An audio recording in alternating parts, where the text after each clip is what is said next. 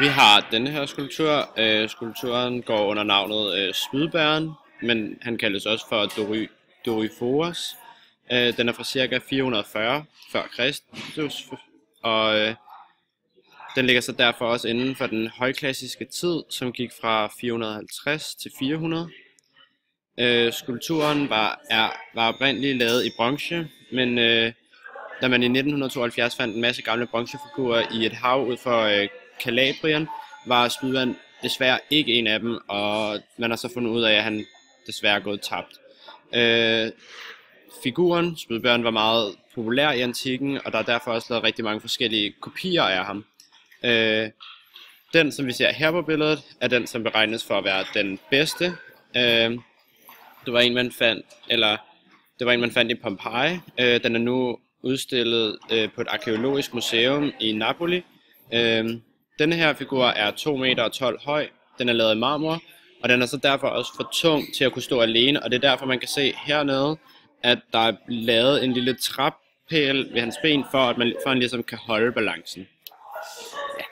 Statuen kan man se som værende en kriger, som er i gang med at tage et skridt. Det kan vi se hernede. Og han står i hvileposition. Hvis man ser på skulpturen, kan man se, at hovedpositionen er drejet en smule mod højre, og det gør, at man kan se figuren fra siden. Man kan se, at der er arbejde med musklerne i kroppen, blandt andet hans arme og hans mavemuskulatur, som kan opfattes som en smule overdrevet. Man kan se, at skulpturen han står på en sokkel, og han har den klassiske kontrapostsstilling, som altså er hans kropsholdning, hvor han hviler på det ene ben. Her er det højre, og derved bøjer lidt i venstre ben. Det gør, at hans hofte i venstre side er sænket, og at hans torso i denne side er derved forlænget. Og i højre side er hans hofte hævet, og hans torso er i denne side derved forkortet. Yes.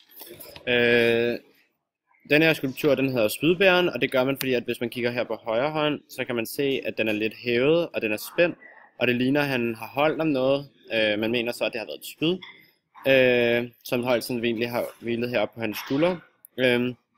Man kan se, at hans... Vent lige, det var forkert det der. Man kan se, at hans arm her hænger slapt ned ad siden, og hans skulder derved er sænket, og så kan man se, at den er en lille smule tilbagetrukket.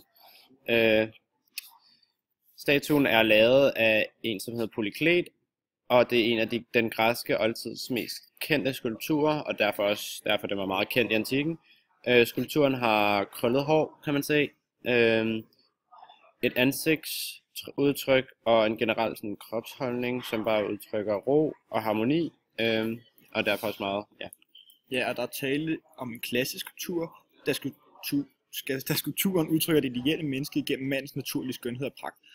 Dette udtrykkes ved, at han intet smil har, men derimod en trupmund, der adskiller sig fra arkaisk tid, hvor skulpturen smilte og herved havde det arkaiske smil. Spydbæren er et følelsesladet udtryk og et fast, men stadig roligt blik, som udtrykker sofforsyne og selvkontrol, som er det træk, som adskiller det arkaiske tid og den klassiske tid.